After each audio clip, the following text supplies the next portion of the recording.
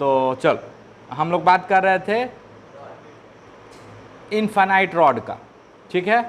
याद है कितना होता है उससे इलेक्ट्रिक फील्ड, इनफाइनाइट रॉड से d दूरी पे इलेक्ट्रिक फील्ड क्या होता है 2k लैम्डा बाय d, है ना।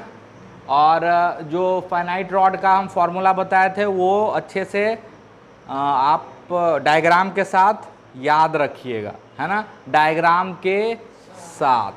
तो आज तो पहले इसका इलेक्ट्रिक फील्ड निकाल के जल्दी से बता दीजिए हमको। अच्छा, रिंग का कितना आया था, रिंग का ये सब फॉर्मूला याद होना चाहिए, k q x upon x square plus r square पे पावर 3/2, समझ में आया, है ना। उसका ग्राफ याद होना चाहिए, ग्राफ में क्या क्या इंपॉर्टेंट पॉइंट है वो याद होना चाहिए। दूर जाने पे पॉइंट चार्ज की तरह बिहेव करता है, सेंटर पे फील्ड 0 होता है, याद आ रहा है। और सेंटर पे फील्ड 0 होता है, मैक्सिमम फील्ड r/√2 पे होता है, मिनिमम फील्ड -r/√2 पे होता है ना। तो ये सब चीज आपको याद होना पड़ेगा, कोई दिक्कत। चल आज तो इसका इलेक्ट्रिक फील्ड जल्दी से निकाल के दिखा दो। मान लो एक आर्क है, क्या है, आर्क, आर्क समझते हो ना, सर्कल का टुकड़ा। इस आर्क का रेडियस r है, ये मान लो इस आर्क का सेंटर है, और charge density lambda coulomb per metre दिया हुआ है, ठीक है। और ये एंगल मान लो फाई है, क्या है, फाई है। तो इसका इलेक्ट्रिक फील्ड कितना होगा सेंटर पे बताना है, जल्दी से जल्दी से, बहुत छोटा सा सवाल है, जल्दी से।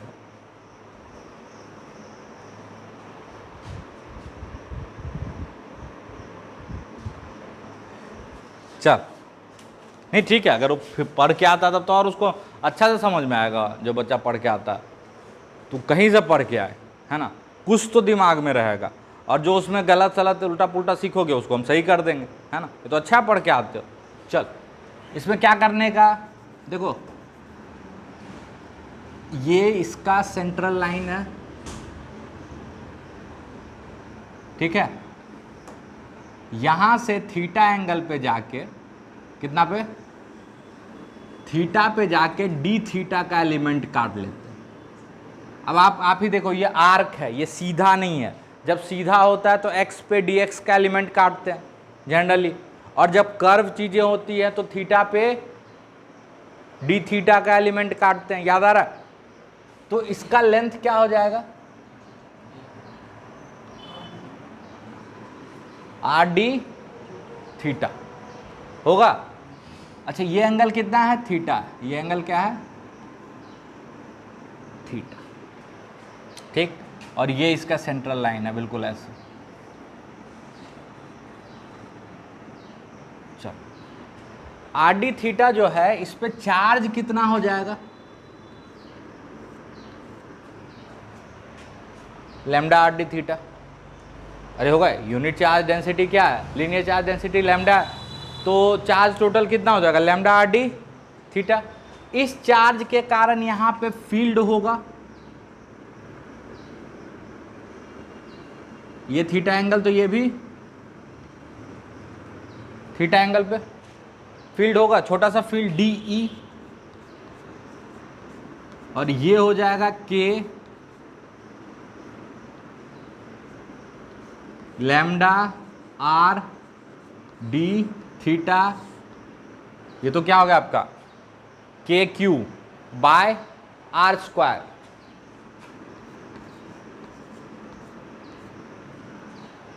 कोई दिक्कत।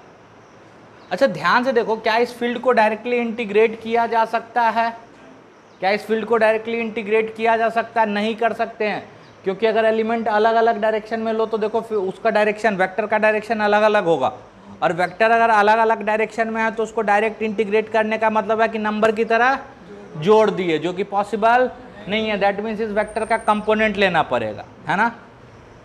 अच्छा और एक लॉजिकल चीज यहाँ पे देखो, एक और लॉजिकल चीज, अगर ऐसा ही एक एलिमेंट इधर ले लें तो उसका कंपोनेंट, उसका फील्ड ऐसे आएगा, तो देखो दोनों का हॉरिजॉन्टल कंपोनेंट कैंसिल आउट हो जाएगा। सिर्फ एक्सिस के अलोंग, जिसको आप बोल सकते हो बाइसेक्टर के अलोंग वाला कंपोनेंट बचेगा।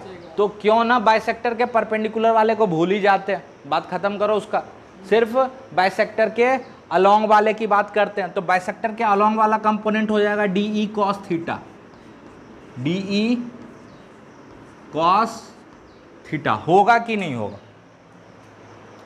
बाइसेक्टर के अलोंग वाला कंपोनेंट क्या होगा? D E cos theta. D E cos theta को थोड़ा अच्छे से लिखो तो उसको हम लिख देते हैं, डी कॉस थीटा को हम लिख दिए जो बाइसेक्टर के अलोंग वाला कंपोनेंट है, मतलब जो मेरे काम का कंपोनेंट है ना। तो ऐसे लिख देते हैं D E along, D E along, along मतलब जो बाइसेक्टर के अलोंग है। तो वो कितना हो जाएगा? पुट करो सारा value, k lambda r cos theta d theta, cos theta d theta, अच्छा आर कट गया था, बाय आर। यहां तक में कोई दिक्कत? यहां तक में कोई दिक्कत? इंटीग्रेशन करेंगे तो लिमिट का ध्यान रखना, ध्यान से सुनना। सारा मेजरमेंट यहां से ले रहे हैं, थीटा हम यहां से मेजर किए हैं। अच्छा, राइट को प्लस लेना है या क्लॉकवाइज को प्लस लेना है, एंटी क्लॉकवाइज को प्लस लेना है, ये हम पे डिपेंड करता, ये हम पे डिपेंड करता। तो हम क्या करते हैं, यहाँ से क्लॉकवाइज को प्लस ले लेते हैं और एंटी क्लॉकवाइज को माइनस ले लेते हैं। ठीक है, मतलब पूरा कवर करने के लिए मेरे हिसाब से -5/2 से +5/2 करेंगे तो पूरा कवर हो जाएगा। अरे हो जाएगा, -5/2 से 5/2, तो ये हो जाएगा के लैम्डा बाय आर, और ये साइन थीटा का इंटीग्रेशन कॉस थीटा हो जाएगा, cos 5/2 minus sine 5/2 minus sine -5/2 जो कि हो जाएगा +5/2, यानी ये हो जाएगा 2 साइन 5/2, खत्म। 2 के लैम्डा बाय आर साइन 5/2। अच्छा, वो दोनों दो को काट मत देना, हाँ वो एंगल के अंदर है और ये बाहर है, वो आर्गुमेंट में है। ठीक है, जैसे वो काटने का सोच रहा था और मुस्कुरा रहा है, मास्टर को पता कैसे चला, है कि नहीं? तो ये समझ में आ जाए तो जल्दी से एक सवाल ये बना लेना कि मान लो एक आर रेडियस का आर्क है, क्या है? आर रेडियस का आर्क, और एक इनफाइनाइट रॉड है, मतलब बहुत लंबा रॉड है। ठीक है, ठीक है, और पूरे पे चार्ज डेंसिटी क्या है? लैम्डा। पूरे पे चार्ज डेंसिटी क्या है? लैम्डा। तो इसके सेंटर पे फील्ड बताना। ठीक है, ये आर रेडियस है। ठीक है, ट्राई करो एक बार ये सवाल में कोई खास दम नहीं है, बस ऐसे ही अप्लाई करना। अभी जो 2 फॉर्मूला सीखे हैं ना, उसको अप्लाई कर देना है। ठीक है, अच्छा कुछ नहीं करना था, बहुत नालायक हो आप लोग। पहले तो ये देखो, इसका फील्ड अलग से लिख लें यहाँ पे, तो इसका फील्ड अगर अलग से लिखोगे तो ये हो जाएगा 2k lambda by are sign π/2 यानी 1। अबे वो पूरा एंगल कितना है? पाई है, तो साइन π/2 क्या होता है? 1, यानी 2k लैम्डा बाय आर। और डायरेक्शन किधर होता है इसका? बाइसेक्टर के अलोंग। तो यानी इसके कारण जो फील्ड होगा वो इधर होगा, कितना? 2k lambda by r. और इस रॉड के कारण जो फील्ड होगा, याद करो, इस रॉड के कारण जो फील्ड होता था एंड पे, इसके एंड पे d दूरी पे, इधर होता है k लैम्डा बाय d और k लैम्डा बाय d। तो यहाँ पे d का वैल्यू r है, अब हमेशा रट मत लो डी का वैल्यू क्या है, आर है, तो इसके कारण होगा इधर के लैम्डा बाय आर, के लैम्डा बाय आर, और इधर कितना होगा के लैम्डा बाय आर। तो नेट बचेगा नीचे 2 के लैम्डा बाय आर, ऊपर के लैम्डा बाय आर, और इधर के लैम्डा बाय आर, तो सिर्फ बचेगा आपका नीचे। अगर सेंटर पे फिर से अलग से बना लो, यहाँ पे देखना कैलकुलेशन मिस्टेक ना हो।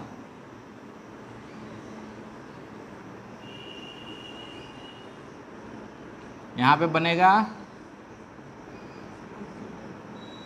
के लैम्डा बाय आर, और इधर के लैम्डा बाय आर, खत्म, नेट हो जाएगा इसके बीचों बीच। समझ में आया? नहीं समझ में आया? बता देते हैं। इसका लिखोगे सिर्फ रिंग का तो हो जाएगा 2 के लैम्डा बाय आर, और रॉड का लिखोगे तो रॉड का इधर होगा के लैम्डा बाय आर, इधर होगा के लैम्डा बाय आर, तो के लैम्डा बाय आर और 2 के लैम्डा बाय आर कट के सीधे नीचे कितना बचेगा के लैम्डा बाय आर, और इधर के लैम्डा बाय आर, तो नेट ऐसा ही बचेगा ना, नीचे के लैम्डा बाय आर और इधर के लैम्डा बाय आर, तो नेट फील्ड हो जाएगा ऐसे बीच में √2 के लैम्डा बाय आर। अरे हो जाएगा। अबे वेक्टर जोड़ रहे हैं, principal of superposition of electric field use कर रहे हैं। हम बोले हैं ना अलग अलग एलिमेंट के कारण, अलग अलग चार्जेस के कारण इलेक्ट्रिक फील्ड निकाल लो और उनको वेक्टोरियली जोड़ दो। That was what we called the principle of superposition. तो वही तो लगाए हम यहाँ पे। समझ में आया? पक्का?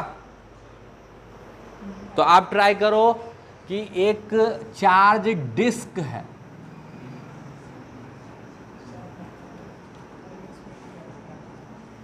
एक चार्ज डिस्क है, वो रिंग था, ये डिस्क है, मतलब चार्ज कहाँ डिस्ट्रीब्यूटेड है? सरफेस पे है, वॉल्यूम में नहीं है। हम थिकनेस नहीं बोल रहे हैं, ठीक है? और डिस्क ऐसे रखा हुआ, ठीक है, उधर जैसे रिंग रखा हुआ था। इसके एक्सिस पे, एक्स दूरी पे इलेक्ट्रिक फील्ड बताना है। डिस्क का रेडियस आर है, डिस्क पे टोटल चार्ज क्यू है, और चार्ज डेंसिटी मानने का है तो सिग्मा मान लो। क्या मान लो? सिग्मा। शुरू हो जाओ।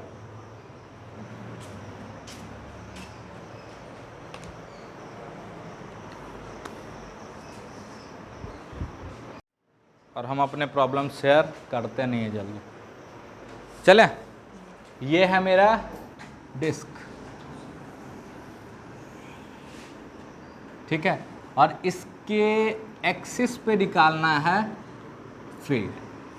अगर आपको याद होगा तो हम रिंग का फील्ड एक्सिस पे निकाले थे, और वो एक्सिस के अलॉन्ग ही था। कितना था?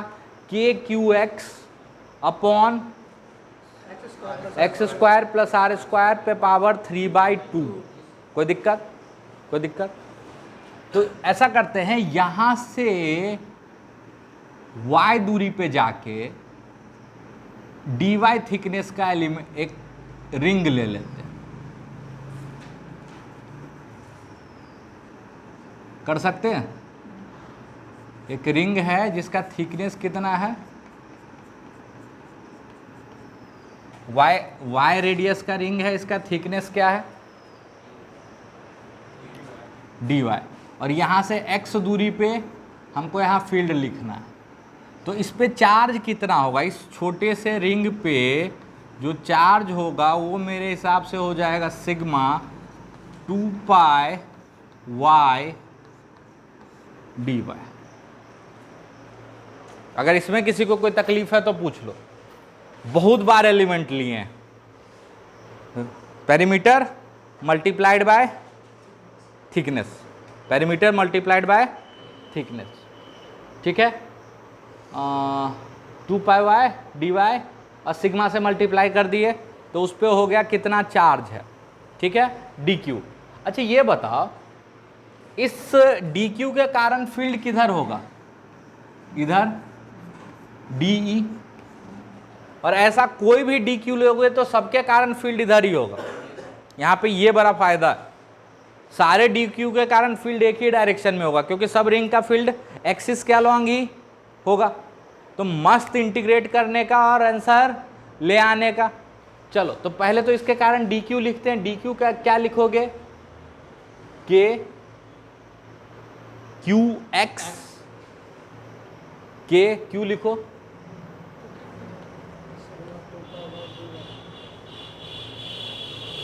K q x, x by x square,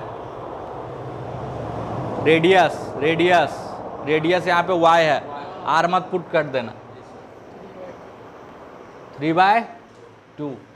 field निकालो, जोड़ दो, रेडियस 0 से r। हाँ क्या करोगे? के क्यू एक्स होता ना रिंग का बे, कि टू के क्यू एक्स 2 पॉइंट चार्ज वाला था, कहीं का कहीं मत बे। रिंग का था के क्यू एक्स और एक डबल पॉइंट चार्ज वाला करवाए थे, उससे जस्ट पहले उसका था 2 के क्यू एक्स।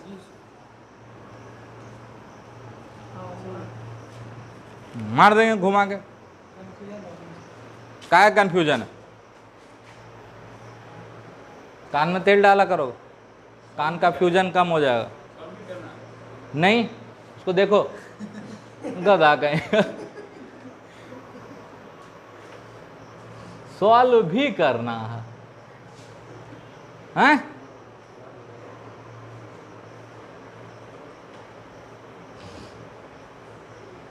सॉल्व करो, हम नहीं कर रहे हैं। मैथ्स के स्टूडेंट हो के ये हालत है सबका। चलो चलो यहाँ हिंट देते हैं। अबे इंटीग्रेशन नहीं आता है, मारे जाओगे तुम लोग फालतू में। यहाँ देखो y dy है ना, y dy है, ठीक है, और यहाँ y स्क्वायर है, मतलब इसका डिफ्रेंशिएशन यहाँ पे है। तो ऐसा करो ना, इस पूरे को t ले लो, इस पूरे को t ले लो, या उससे भी अच्छा होगा, इस पूरे को t स्क्वायर ले लो, इस पूरे को t स्क्वायर लेके पुट करो, सब्स्टिट्यूट करो, बन जाएगा। करो जल्दी, करो जल्दी।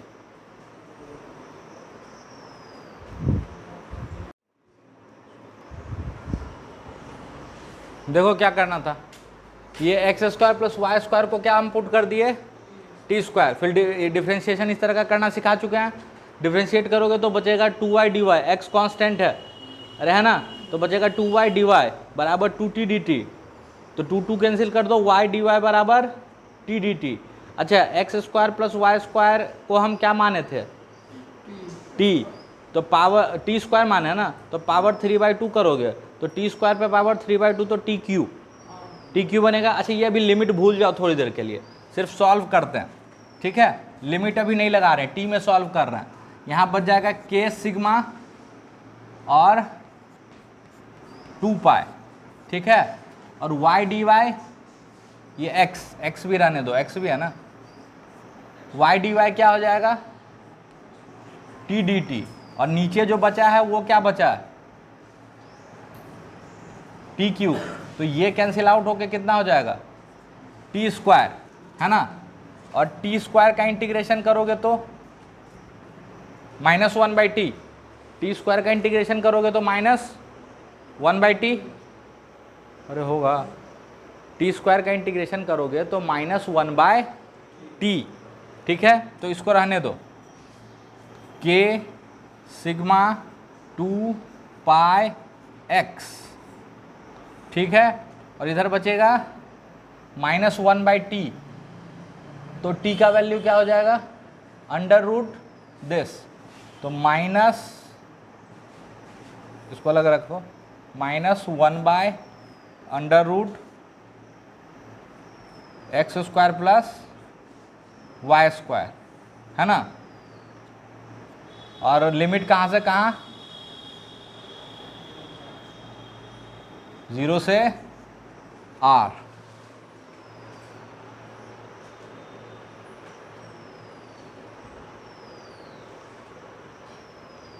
अरे लिमिट 0 से r, कोई दिक्कत? सॉल्व करो कितना आ रहा, के को लिख सकते हो 1/4 पाई एप्सिलॉन नॉट सिग्मा 2 पाई और x इधर रहने दो, और इसमें पहले r पुट करो। तो ऐसे करो ना, माइनस साइन को हटा के लिमिट उल्टा कर दो, ये तो कर सकते हैं ना। ये माइनस साइन हटा के लिमिट उल्टा कर दिए, 0 और r, तो 0 पुट करोगे तो कितना बचेगा, 0 पुट करोगे तो 1/√x², अरे बचेगा तो 1/x माइनस, और r पुट करोगे तो 1/,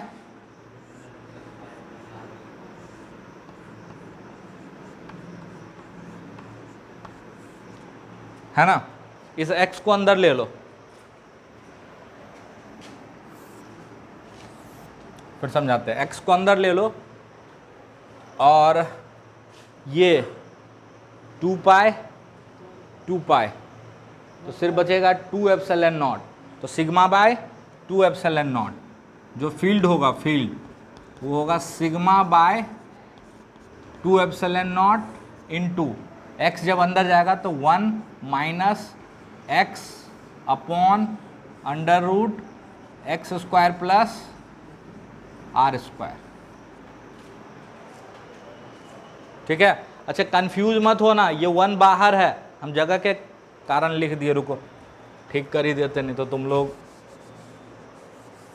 करामती हो ना। 1 minus x upon √x² plus r²। ठीक है। ये इलेक्ट्रिक फील्ड किधर आएगा, अलोंग द एक्सिस आएगा, किधर आएगा, अलोंग द एक्सिस। ये नहीं कि हम यहाँ का फील्ड बता रहे हैं, नहीं बता सकते हैं, हम वहाँ कैलकुलेट ही नहीं किए हैं। हम कहाँ का फील्ड कैलकुलेट किए हैं, एक्सिस का, तो ये होश में रहने का, ये नहीं कि कहीं भी फील्ड अपना चेप देने का, है ना। हम सारा फील्ड कहाँ कैलकुलेट किए हैं, एक्सिस पे। ठीक है, इधर उधर कैलकुलेट नहीं किए हैं।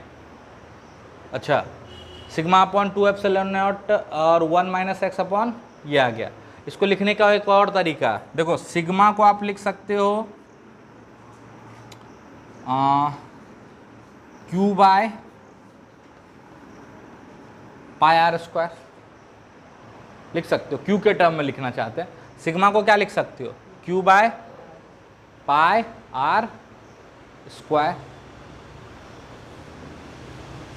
कहाँ से लिखेंगे, अब बस सिग्मा बराबर टोटल चार्ज बाय एरिया। ठीक है। अब क्या करते हैं हम,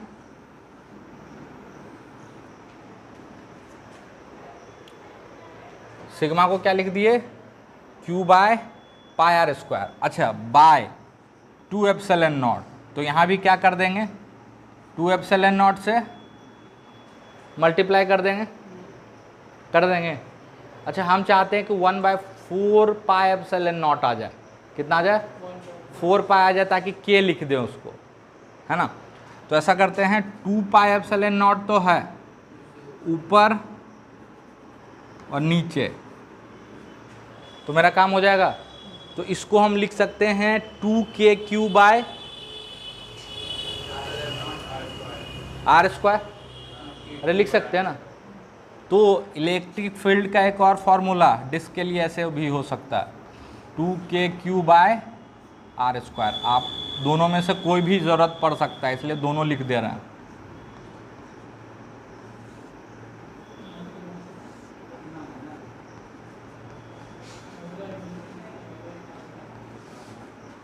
दोनों है।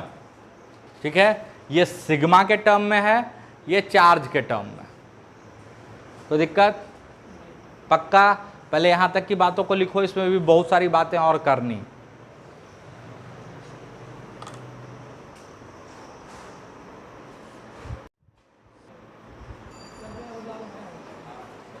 चलो, तो ये जो डिस्क के इलेक्ट्रिक फील्ड का फॉर्मूला आया, थोड़ा उसको ध्यान से एनालाइज करते हैं। Sigma upon 2 epsilon naught 1 minus x upon √x²।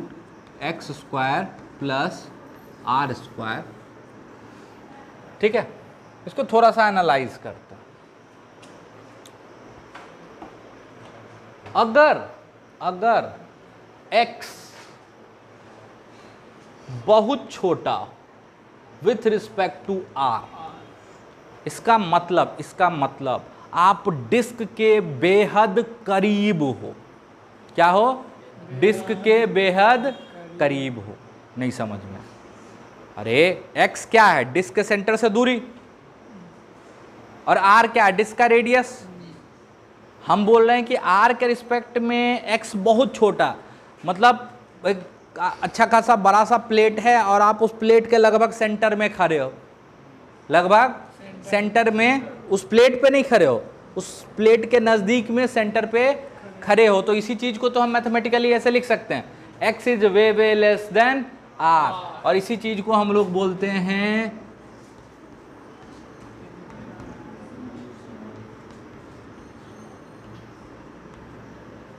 Infinite disc.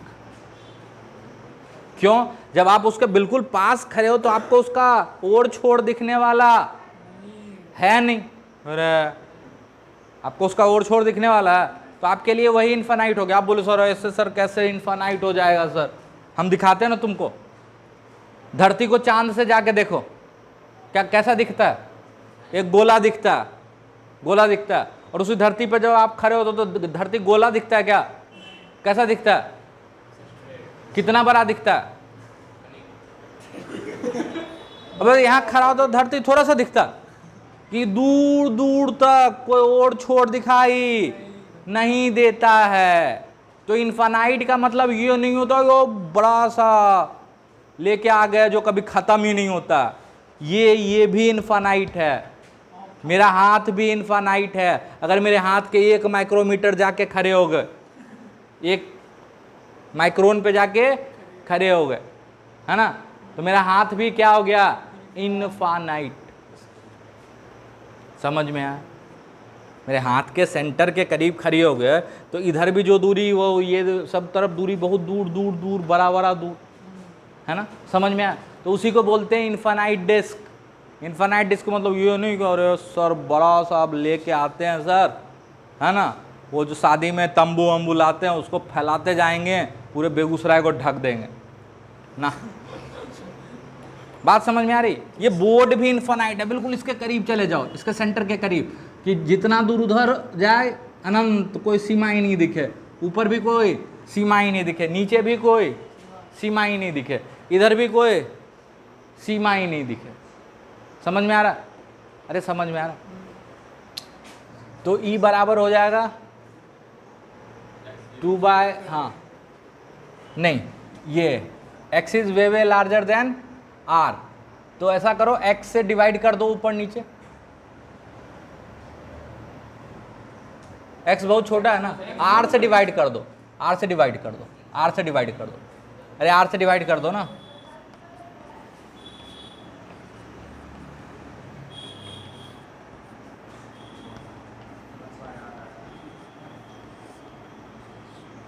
ये अंदर क्या बचेगा?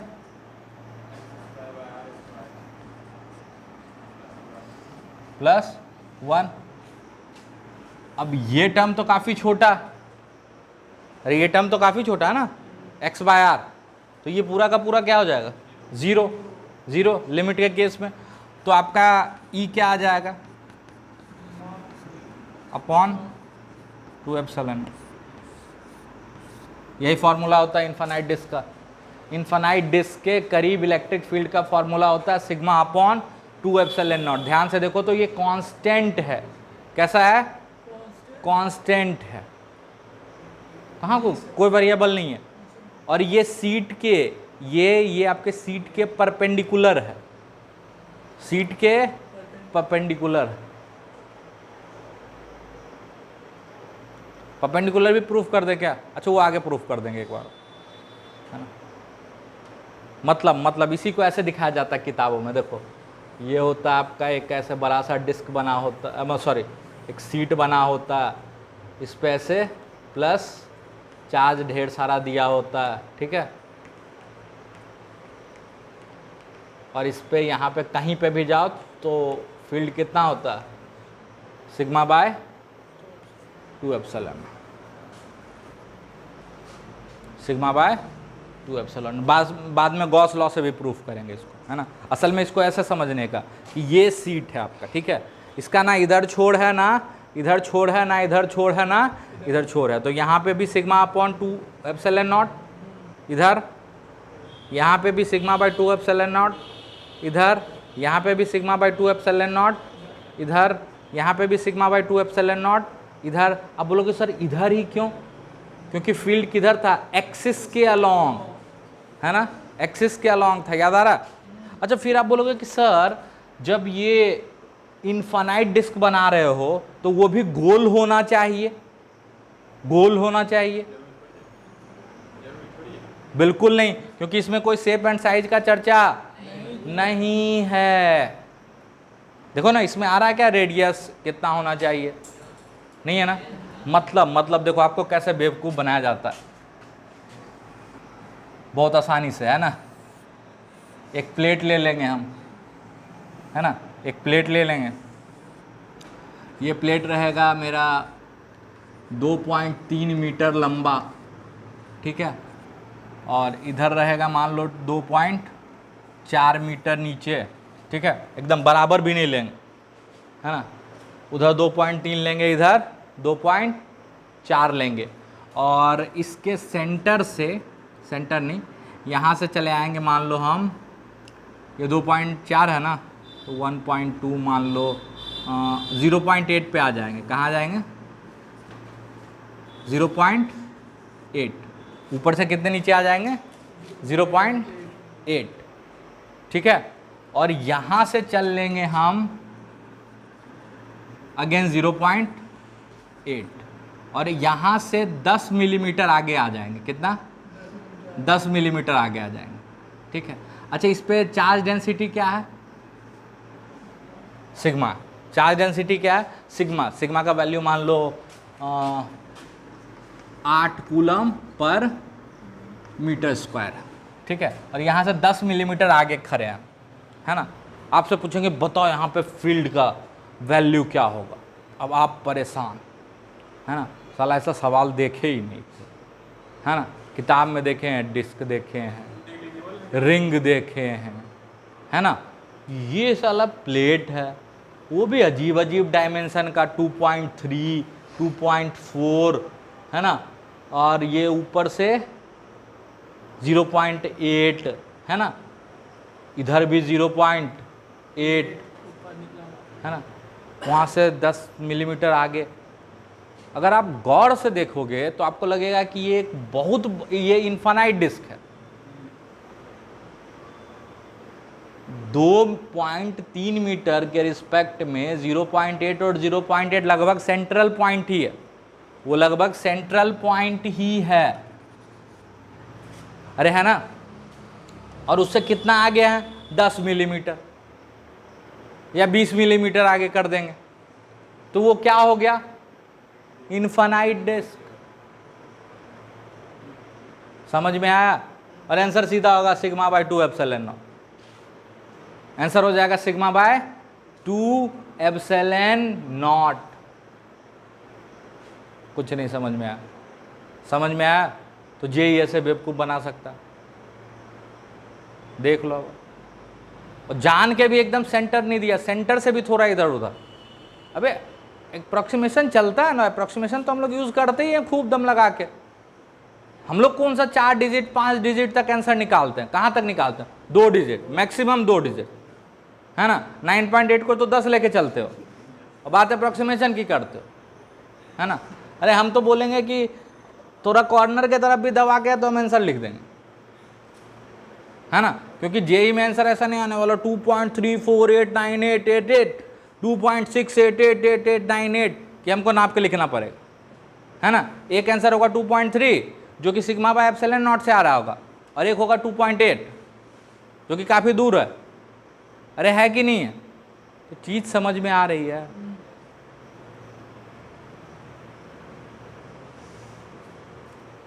कुछ नहीं समझ में आया तो इन्फानाइट सीट मतलब अब ये नहीं कि गोला ही होगा, है ना, बहुत बड़ा ही होगा, धरती माता को ही लेके चलना पड़ेगा इन्फानाइट, उससे छोटा तो काम चलेगा ही नहीं। इन्फानाइट ये भी है। हम आपको बार बार बोल रहे हैं कि दो टर्म जो है पार्टिकल और इन्फानाइट वो रिलेटिव टर्म है।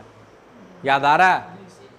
अरे है ना, रिस्पेक्ट में, किसके रिस्पेक्ट में, समझ में आ रहा? नहीं आ रहा तो घुमा के मारेंगे, देखो तुरंत समझ में आए।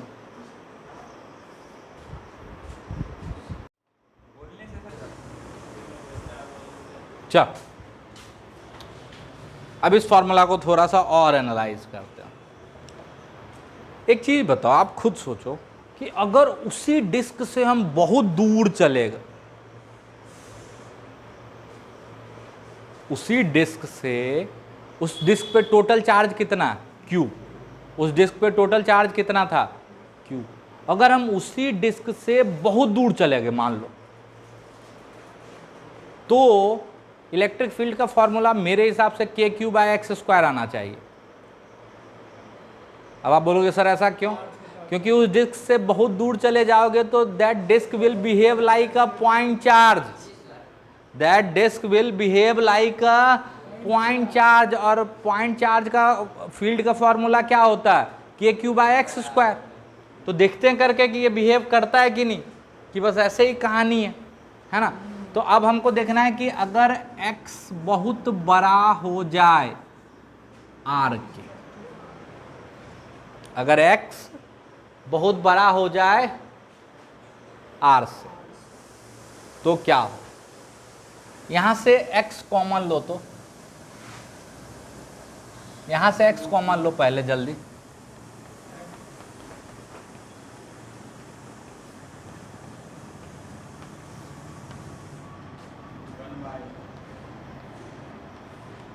x कॉमन लोगे तो ये हो जाएगा x under root 1 plus r square by x square, x x मर जाएगा, ठीक है। बाइनोमियल सुने, बाइनोमियल, बाइनोमियल सुने हो थोड़ा बहुत?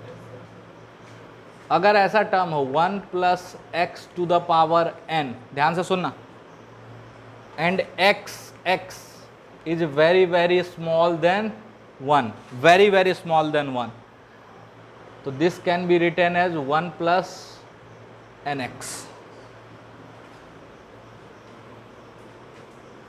ठीक है। फर्स्ट ऑर्डर अप्रोक्सीमेशन बोलते हैं इसको। कोई दिक्कत? पक्का? चल,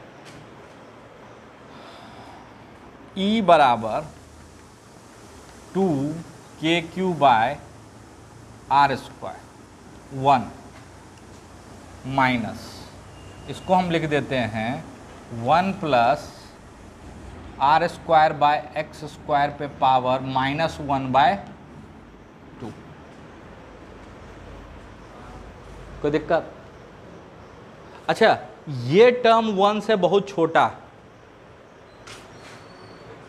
अभी तुरंत तो लिखे हैं, तो ये टर्म 1 से बहुत छोटा है ना। दैट मीन्स इस पूरे ब्रैकेट पे बाइनोमियल वाला यूज कर सकते हो, एक्सप्रेशन कर सकते हो ना, तो लगा दो बाइनोमियल।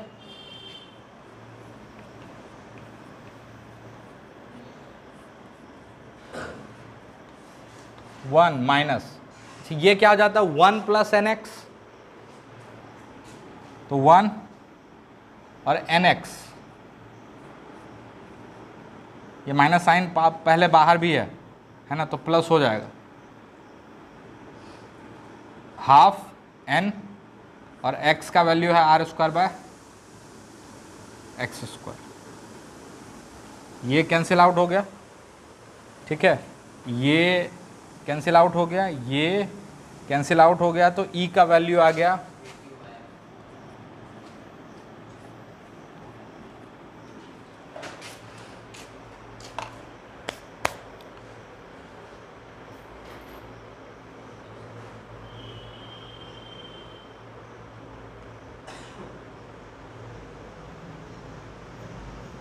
इसको बाइनोमियल बोलते हैं, थोड़ा बहुत पढ़े हो गए आप लोग। हाँ, और टर्म आता है बट हम फर्स्ट ऑर्डर अप्रोक्सीमेशन पे छोड़ रहे हैं, है ना। आपका फिजिक्स में यही फर्स्ट ऑर्डर अप्रोक्सीमेशन, ये शायद होता है 1 + nx, फिर आ जाता है n × n-1/2 x², ऐसे आगे चलता चला जाता है ना।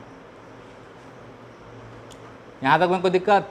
देखो k³ फार्मूला आ गया, मतलब अगर इस डिस्क से बहुत दूर चले गए, बहुत दूर, तो क्या हो जाएगा? It will behave like a point charge and it should have behave like, है कि नहीं? अरे है कि नहीं? तो इसका जो ग्राफ होता है फील्ड का, अच्छा इसका यहाँ पे थोड़ा सा डिसकंटिन्यूटी होता है, उस पर बाद में बात करेंगे। एग्जैक्टली जो डिस्क होता है उस पे फील्ड नहीं बता सकते हो, उस पे फील्ड नहीं बता सकते, उसके जस्ट इधर σ/ε0 और जस्ट इधर σ/ε0, इधर फील्ड का डायरेक्शन इधर और इधर फील्ड का डायरेक्शन इधर, लेकिन एग्जैक्टली डिस्क पे नहीं बता सकते हो, डिसकंटिन्यूटी होता है, तो थोड़ा सा वो बाद में बताएंगे, है ना। मैथ में भी शायद पढ़ ली हो क्या डिसकंटिन्यूटी? नहीं पढ़े हो ना, तो बाद में बता देंगे, ठीक है। तो ये ग्राफ कुछ ऐसा होता है। अच्छा, डिस्क के पास ये ग्राफ लगभग कांस्टेंट हो जाता है, डिस्क के करीब में इसके फील्ड का ग्राफ लगभग कांस्टेंट, क्यों? क्योंकि वो σ/2ε0 हो जाता है ना, और जब दूर बढ़ता तो फिर ये घटना शुरू होता है, और दूर जाने पे इसका ग्राफ कैसा हो जाएगा? पॉइंट चार्ज की तरह। तो इसका जो ग्राफ आता है वो कुछ ऐसे आता है, ध्यान से देखो, ये इलेक्ट्रिक फील्ड, ये x, यहाँ थोड़ा सा ऐसे स्ट्रेट जाता है ना, σ/ε0,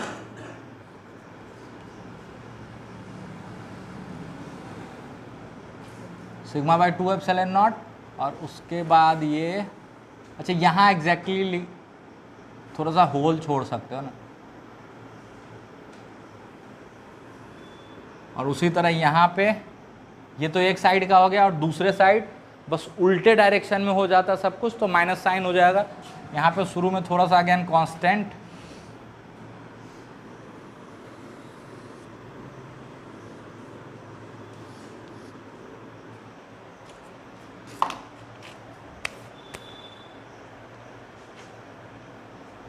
ठीक है, यहाँ पे थोड़ा सा कांस्टेंट, फिर घटता हुआ चला जाएगा, है ना। और दूर में बिल्कुल वो ऐसे बिहेव कर रहा है जैसे पॉइंट चार्ज का था, याद करो, पॉइंट चार्ज वाला ऐसे ही था ना,